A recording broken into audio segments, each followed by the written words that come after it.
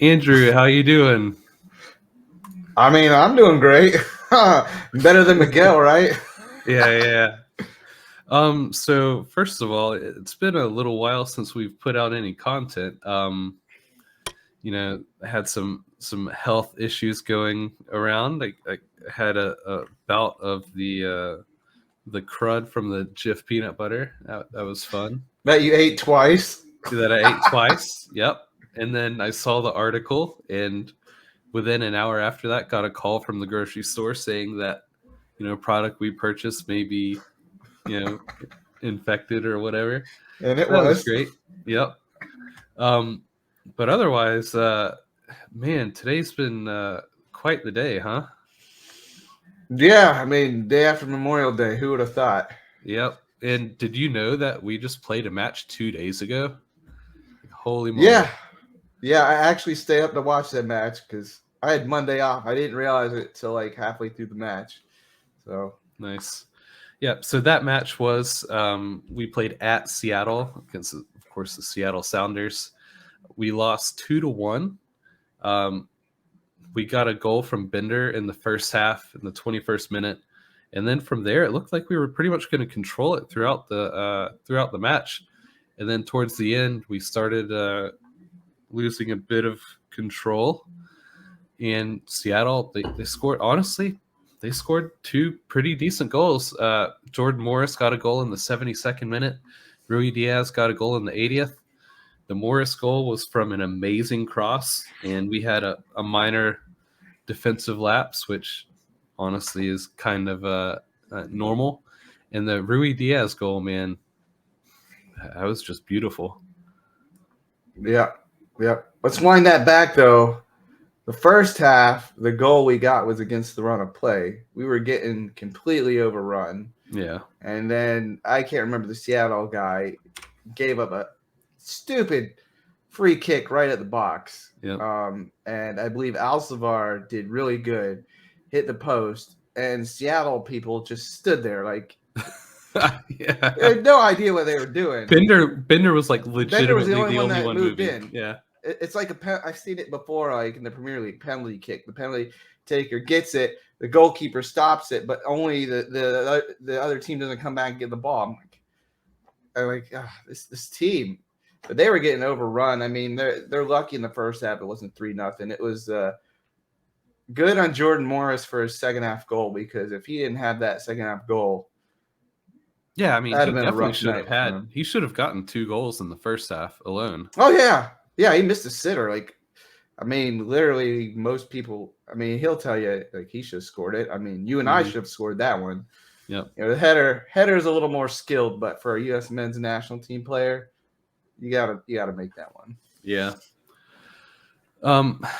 And with the news of the day of Coach Ramirez being fired, honestly, there's not much else I want to say about the match. Is there anything that you wanted to cover on it? The only thing is what I said on Twitter is first half we were horrible. Second half, we lost, but I thought we looked better as a team. Like, the team looked like they were playing better. Obviously, I never felt we were going to win the game, but at least the second half gave me hope moving forward, which is kind of why the firing came a little bit out of nowhere for me, though we've touched on it in our watch-alongs many times before about some aspects to the team that aren't improving throughout the course of the season. And we did kind of say, if things don't improve, the inevitable may happen. But I don't think you or I could have guessed the inevitable would be the last day of May. Yeah, no. So moving right into that, let me just pull this up. We have the official announcement from the club. Charlotte FC announces Miguel Angel Ramirez will not continue as head coach. So he was hired on July 7th, 2021, and of course fired today, May 31st, 2022. Based off of performance alone, I don't think it's warranted. Here it says he's 5-8-1, and we are currently I think we're tied for 8th place in the East, which is one spot out of playoff contention. And of course, with MLS, so many teams make the playoffs. We're right there. We can make the playoffs. Now, initially, the club said the goal was to host in the playoffs. I don't believe we are in contention for that anyway whatsoever. But if things stay as they are and we keep trucking around with, along in this, 7, 8, 9 spot in the East, we could potentially make the playoffs, which is good.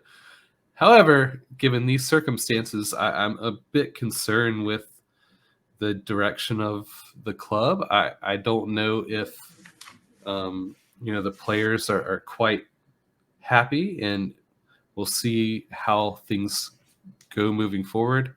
It looks like a lot of the staff is out.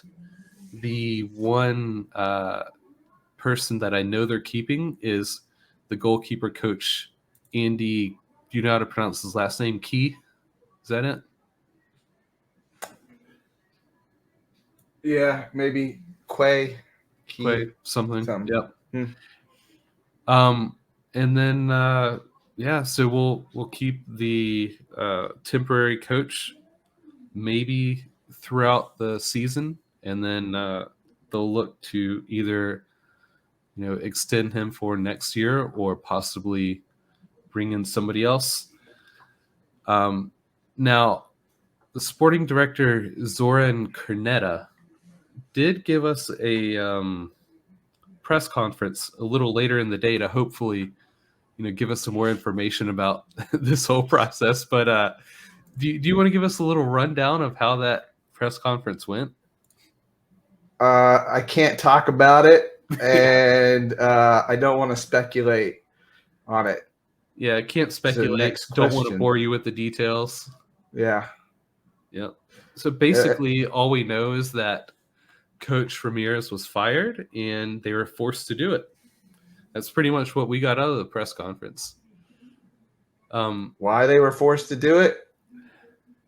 Yeah. Who knows? Now, I will say I have been probably more critical than most of Miguel, because from the start of the season till now, the players are not improving. Like, they continuously make the same mistakes. They're not developing. Like, he's not developing the talent that we supposedly have. So that's my issue with him. Do I think that deserved to be fired at this point? No. If it continued, me personally, and Joey, we're both Gamecock football fans. It's kind of like the Will Muschamp. You bring in the 4 and 5 star recruits, but then they look like pumpkins. I mean, so if you can't cultivate the talent you have, then your coaching method, something isn't working, and either you need to change, which maybe he wasn't willing to change, or maybe your scouting department didn't do a good job. But a lot of our players are highly regarded, so and they're young, so you don't really want to give up on the players. So that might have had something to do with it. But like, as you say, we're points wise, we're okay. In the standings right now, will that hold up? I don't know. But I suspect the firing had to do something with the players, because if it's not, I mean, you can't fire him based off his points total. Like, that wouldn't really make any sense. And unless there's something like HR behind the scenes that they didn't want to reveal, can't fire him for that. So then all you're left with is the employees don't like their boss, and which Joey, is that what you think happened? Well, let me track back a little bit. Okay. So, you being more knowledgeable about the Tepper organization than most Charlotte FC fans, I want to run something by you. So, February 1st of this year, Tom Glick steps down as president of Tepper Sports. Mm-hmm. And then May 6th, Nick Kelly steps down as CEO of Tepper Sports. And then with, of course, now Coach Ramirez being fired, do you think there's something in the front office of these, organizations by Tepper that is contributing to these departures? So officially, from what we've been told, is Tepper didn't have a hand in this sacking. I find that a little hard to believe that he wasn't at least like consulted and like say, hey, we're going to do this. Maybe not. But, the way he runs his organizations is he's a very shrewd owner. Um, he doesn't like to, doesn't like, what's the word I'm looking for? Well, here, one way that you put it earlier on Twitter was, you said, or maybe it was Discord or something. You said, if the man is okay screwing over an entire city, do you think he's going to have any problem screwing over, an individual person? Oh yeah. So yeah, of course, yeah. So yeah, I mean, he effed over Rock Hill. Didn't even give him the courtesy email the night before to say, hey, I mean, the city council was going to the site, and they didn't even know it was going to be canceled. And within, all right. So first of all, if any of you guys don't know this, Tepper was building a nice, gigantic, state-of-the-art practice facility in the city of Rock Hill, South Carolina, and he was hoping, or he thought he was getting some funding from the city to complete the project for mostly infrastructure of like getting to and from that facility. Well, I guess that funding wasn't appropriated quick enough for his liking, and immediately he just pulled out, like, I'm done. And within days after doing that, he was literally having the steel ripped out of the facility to have it sold to get some of his money back. Like, the dude does not play around. Yeah. So I mean, yeah, that's exactly. Yeah. I mean, so yeah, you summed it up. So yeah, I mean, he makes a ton of money, and he doesn't want to lose a ton of money. So I mean, that's just how it is. So I think something had to be bad enough where he ate the. I think Miguel was on a 3-year contract, but obviously MLS coaches, I think the average is around 500,000. So something had to be bad enough for him to eat the contract, whatever the buyout was, and that'll probably come out in the newspaper, whenever. But it's peanuts, right? Because if the team doesn't start scoring goals and doesn't become exciting, people won't come to the games, and they'll not generate excitement. And a lot of people online are like, well, why do you keep Matt Rule? He's 5-11, or he has a worse record. The difference is Rule had an 8-year contract in the millions of dollars. So to get rid of Matt Rule is a lot of money. To get rid of Miguel, in comparison, is peanuts. So I know a lot of people have asked, like, why are you keeping Matt Rule? He sucks. It's a money thing. I don't think. I mean, I think the minute Rule gets offered a college job, he's gone. Or someone that will pay the buyout, which will every year will get less and less. So eventually someone will pay it, and he'll probably not be the coach.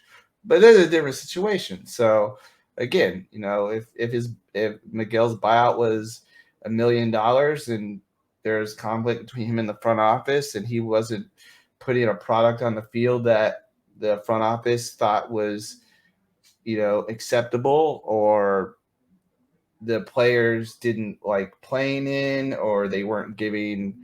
I'm not ever going to say they don't give 100%, but like some of those watch along games, I mean, we've seen it. I mean, you could kind of see something was weird because when Fuchs beats you running across the field, you're not giving 100%. Right. So some of it kind of makes a little more sense, and they don't play together as a team. So there might have been like two camps of the team. Maybe the team was starting to fracture. Like, again, until they tell us, this is all speculation. But considering they said it had to be done for the long term of the organization, one can only imagine that there was probably a group of players that was not going to give up, not going to give what they should be giving, or didn't want to play for him anymore.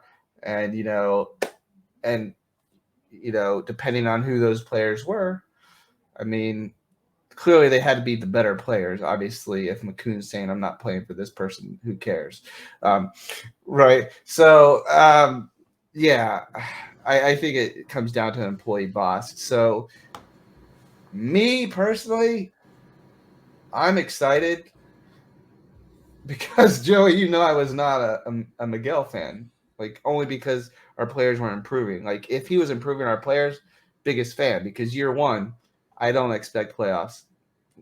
I mean, the front office, whatever they want to host, whatever they can do, whatever they want. Should never have said it. They put Miguel in a bad position in the first place. But Miguel is a professional coach. He should not be bad mouthing his organization. Like that's just stupid. You or I wouldn't badmouth our own like people that sign our paychecks in public. Like that's just career suicide. So he started to do that. He started to make sarcastic comments, and the team isn't improving. You add it all up, it kind of makes sense why he's leaving. Yeah. So So, well, there's been a lot of wild speculation from different people that, some journalists, some in the know people about, players refusing to play or refusing to like come back from their international duty and stuff like that. And, who knows if that's true or not? I'm sure there's some dissension to a degree but amongst, a whole bunch of people, players, which staff. I'm 100% against. Even if that's true, that should not be reported, because the reporter that reported that, we all know who the DP is. Yep. That is on, like, so now that player is gonna catch shit, and he already. I mean, the Twitter is Yeah. crucifying this man, and So, he was not playing great to begin with. So I actually feel sorry for him at this yeah, stage. well, you see Twitter, it's even worse on Facebook. And I don't have Facebook. yeah, it's crazy. But, and then you have like the sporting director Cornetta during that press conference. Going into it, he knew he was not going to give out any information. He Mhm. got specific instructions to just like give a brief overview of what happened and then deflect nonstop. So that immediately led to all this wild speculation type stuff. Um, should they have even had a press conference at all?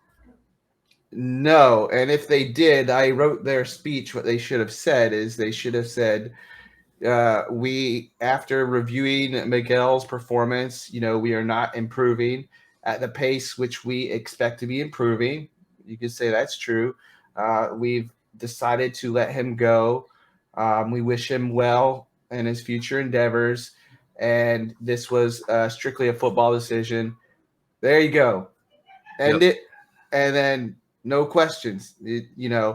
Now that makes your organization, the next coach coming in, standards are higher. But I think any honest fan, if they look at the games critically, like some of the games we won, we weren't really great in. Now, a lot of people say we're an expansion team. Who cares? We're supposed to be bad. Well, when your owner comes out and says we're going to make the playoffs, and you're like getting the fan base hyped up for the playoffs, then your standards need to be raised a little bit. So that's why his comment, which in hindsight was probably sarcastic, but came out genuine when he said, "Oh, that was our most proudest game, the Red Bulls game." And I even tweeted this at the time. I was like, "If that's your standard, then you shouldn't be here." Um, you know, So yeah, I don't know. I should have bought a lottery ticket. Yeah, no.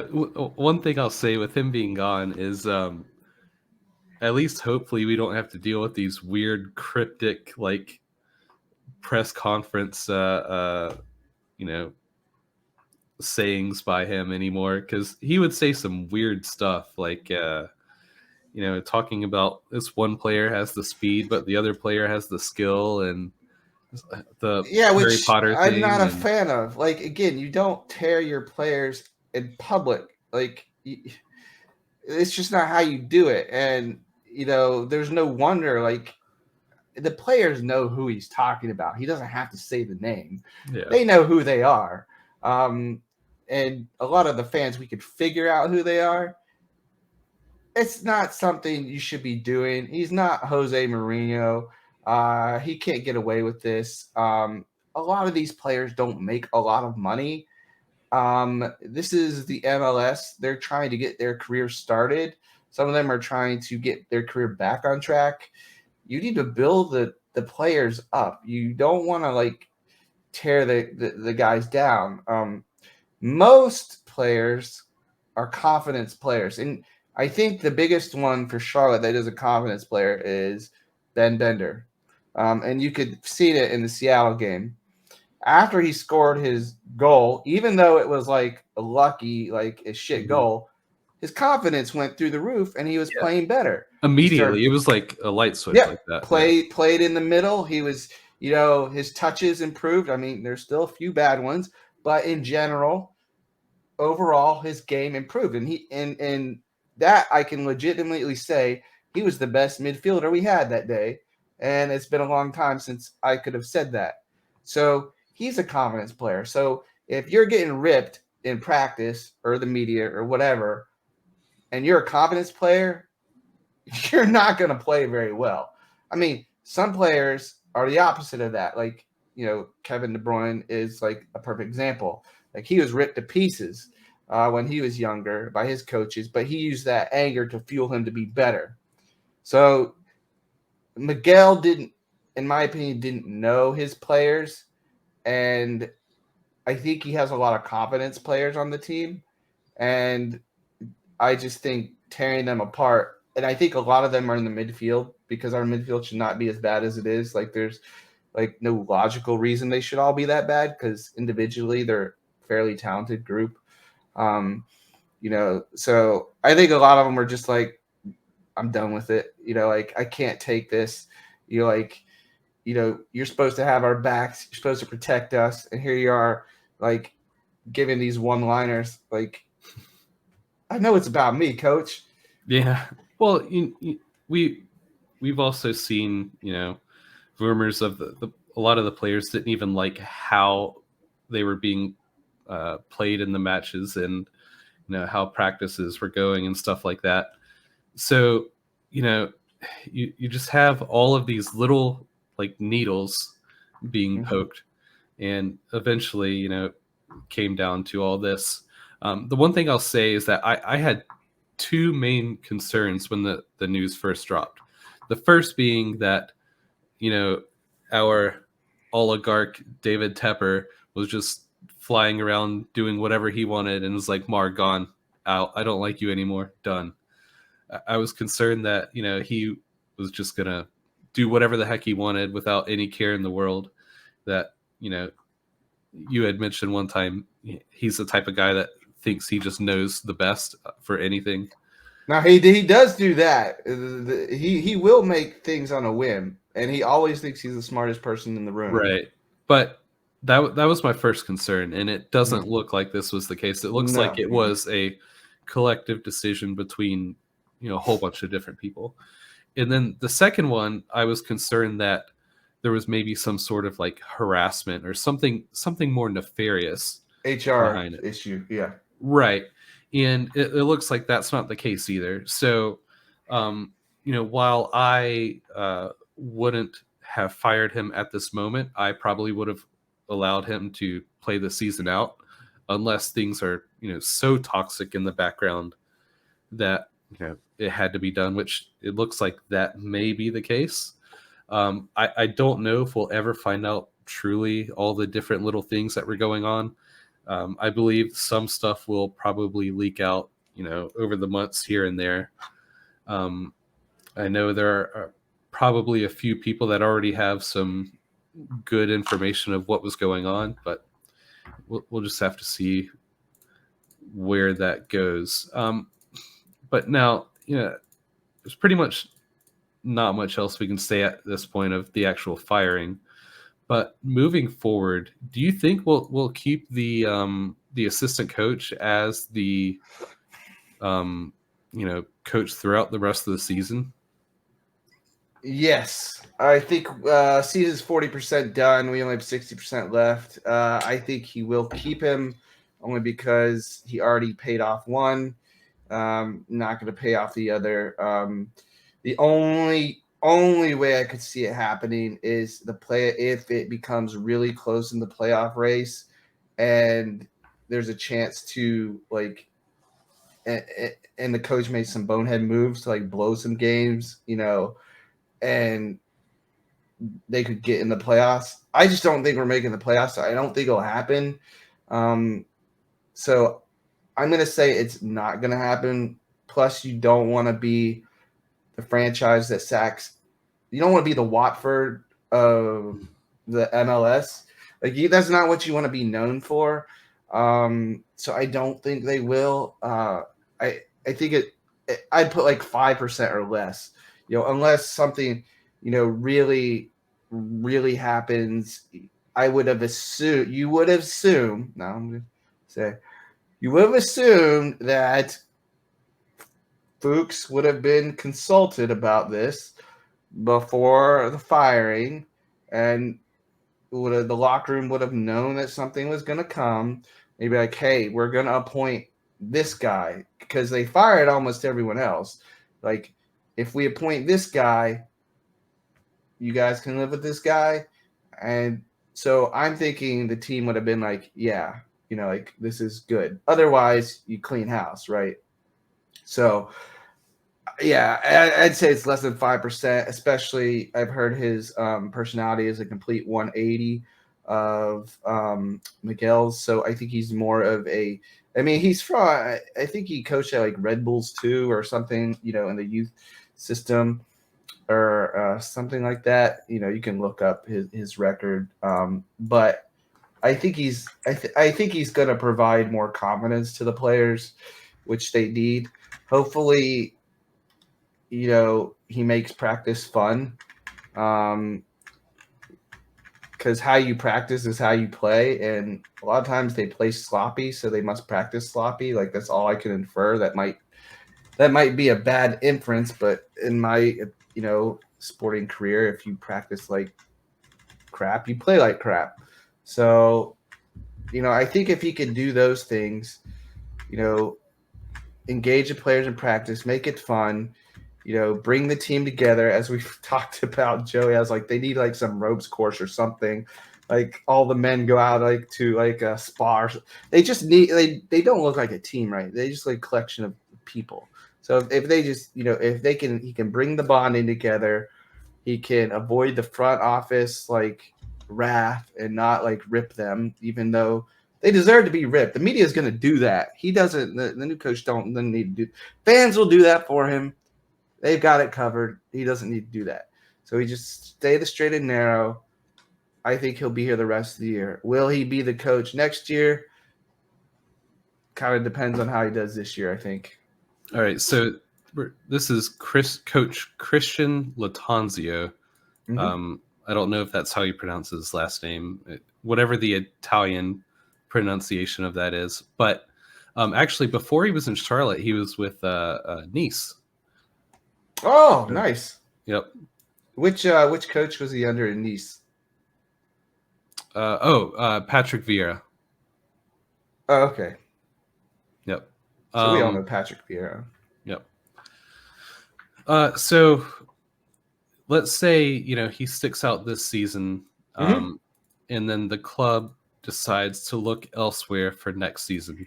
Mm-hmm. Is there anyone that sticks out that you would be interested in bringing in? So there's one that sticks out like a sore thumb. because he was the South Carolina Gamecock striker. And my name is the name is escaping me right now, but he's currently the head coach of Austin FC.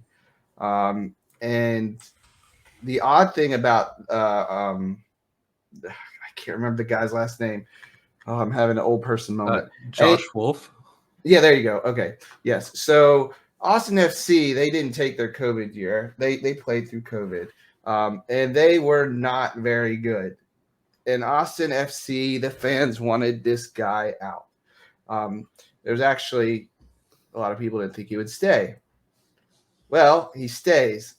So Joey, you want to see where Austin FC how they're doing so far this year? Yeah, let me It just shows you, like, you don't want to have a quick trigger. let's pull this up.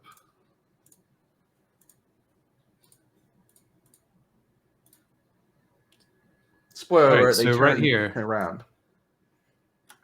All right, Western Conference, 4th place already. Yep.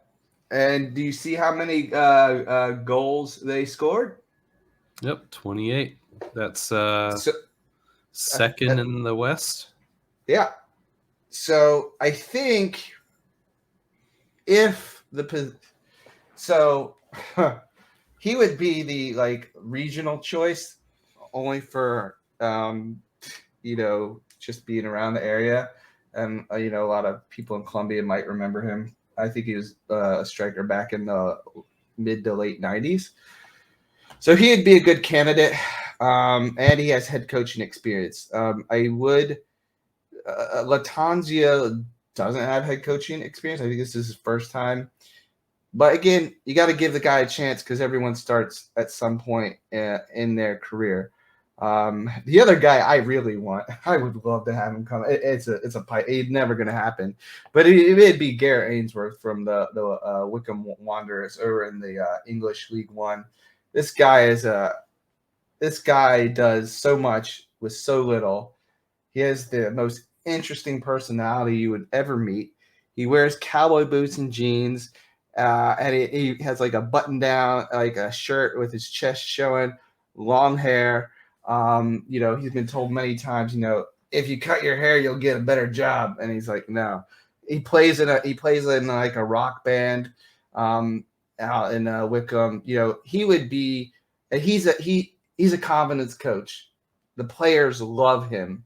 Like, they will go to battle for him. So that's why I would put forth someone like that. So those are the coaches I'm looking for, especially. Those are really the coaches they should have been looking for as an expansion team, because you're getting a lot of new players. And Miguel was known, and I think he came from Ecuador, is where he made his name in the Ecuadorian league. And he supposedly was good at, bringing up talent. And then I believe he went to Brazil and was sacked within 3 months. So, and now he's sacked within 3 months. So there's a development issue with Miguel and developing players, which for the long term of the franchise, you want a coach that's able to develop players, because ultimately what you want to do is you want to develop them into stars, and either they're your stars, or you could sell them on for money and raise the whole level of your squad. And then you could be up where Atlanta is, and you started out from the bottom, and now you're spending. Not that necessarily spending gets you to the top, but you're allowed to make more mistakes when you spend money. It's just, and it's just how the world works. So, yeah, I think the Austin head coach is a realistic potential. But if they do really good this year, who knows? Yep. All right. So that's pretty much it that I have. Our next match is June 11th against New York Red Bulls. That'll be at home at 3:00. Other than that, Andrew, anything else you want to mention or cover? No, I think you'll see a different team Now the formation won't be different. I mean, nothing like that would be different. But I think you'll see players that are more comfortable, more happy. Basically, just like the mentality overall. Yeah, exactly. I think you'll see a different mentality. Not saying they'll win. I mean, but I think we'll see. Yeah, I think we'll see them have fun. Let's put it that way. Like sometimes they don't like they're having fun, so I think hopefully we'll see something different. Like that's my hope for the, and if they just improve a little, if they don't make the playoffs, they don't make the playoffs. But if Bender improves, if Lindsey's defense positioning improves, if they could develop Vargas, and if they can ever get Melo to hit the field, don't even know what's happened with his injury. But if they get these young people to start playing and integrating with the experience they have, then yeah, this guy will remain coach. I'm pretty sure, and the fans will love it. I mean, I do worry. Joey, I'll ask you this: what do you think the atmosphere June 11th at Bank of America Stadium is going to be? I mean, it'll be rocking. It'll be a home match, 3 o'clock in the afternoon. No matter what, there'd be a bunch of people there because a lot of the casual fans will just be there because new club, first season. Most people won't even care about all this outside drama. Going forward, when you have the fans that show up year after year, then it'll start to have a big impact. But for now, no matter what, it'll just be, the place will be rocking.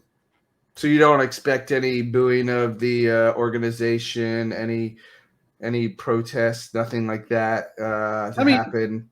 You may see something like that in the supporters group area, or little pockets here and there, but for the most part, people will just be glad to be back out there because it'll be almost 2 weeks that a match had been had at that point, so they'll be excited. I will say though one thing: MLS, do not schedule games at 3 o'clock in the South, because especially on an artificial field, because that rubber just heats everything up. So it's supposed to be 96 here tomorrow. So if it's 100 out there, June 11th, I feel for those fans because there's going to be no shade at 3 o'clock in Bank of America. The traditional soccer stadiums always have an overhang. Bank of America doesn't have that. So, which is something Tepper and company need to think about in the future, is to figure out how to protect the fans from elements and the sun if they insist on 3 to 5 p.m. kickoffs. Yeah, I know from personal. Well, we both know from personal experience being up in that upper deck in the in the ICC game. Moly. It was horrible. I mean, I told you I wouldn't even go to the Chelsea game if it's not at night. I'm not doing that again. You're just baking in the sun. Yeah. So, which I hope, did they put the time on that yet? I haven't seen. For your sake, I hope it's not in the afternoon. It's a weekday, so let's hope it's 8 o'clock or 8:30. So, but yeah. So overall, I feel positive for the team. I'm probably one of the few people that does. I feel negative toward the communications, PR, front office. But I think, like they said, this had to be done. If it had to be done, it had to be done. And that means had to be done for the players. So now it means the players have no excuses. So if they still make the same mistakes and don't improve, then I'm shipping you out because that means it's a you problem. So we'll see. Yep. All right, guys. Thanks for tuning in. A couple last things. Normally we do the watch-alongs, and we haven't for past couple of weeks, and I think it'll be probably a couple more weeks. Andrew will be on vacation, and my schedule does not allow a full-time commitment for that. but we may have some, other content come out here and there. I think we might cover some of the U.S. men's national team stuff. So maybe might have Go a video or Morocco. two of that. Go Morocco. Nice. Yeah. Only because I really like one of their players. Nice. Your camera. Nice. Yeah. All right. They didn't like me supporting Morocco. That's what happened. Yeah, there you go. Oh, forgot we have a Discord. Check out the link in the description below. Join us on Discord and talk about, football, soccer, whatever. And yeah, just come say hi. Otherwise, we'll catch you later. Have a good one. Take care.